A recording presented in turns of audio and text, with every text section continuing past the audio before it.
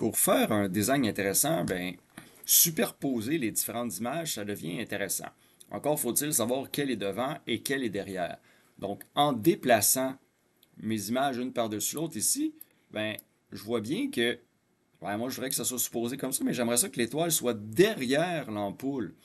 Donc, on peut sélectionner notre image et ensuite jouer sur le bouton aussi qui est position.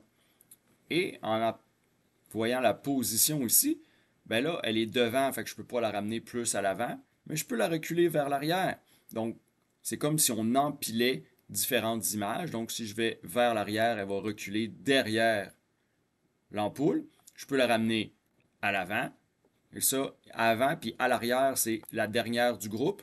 Et juste vers l'arrière, c'est reculé de 1. Donc là, présentement, on a juste deux images. Mais si je rajoutais une troisième image, par exemple, un cercle. On va changer la couleur pour qu'on voit bien donc lequel est devant. Donc mon cercle est à l'avant complètement. Donc si je clique sur position, si je recule de 1, il va aller se placer vers l'arrière, il va reculer d'un étage. Donc il va aller se placer entre l'étoile et l'ampoule. Si je clique un autre coup, il va reculer derrière l'ampoule. Et si je clique à l'avant, ça va le ramener complètement à l'avant.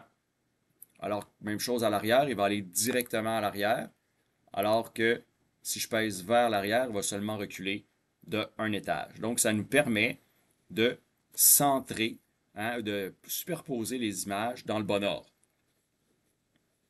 Vous remarquerez aussi les fonctions alignées ici. Donc, je peux sélectionner plusieurs images et toutes les aligner en haut. Donc, toute leur ligne de haut sera pareille. Les aligner sur la gauche ou sur la droite ou tous les placer au centre. Donc horizontalement ou verticalement. Donc, le bouton position peut être intéressant pour travailler la superposition des images.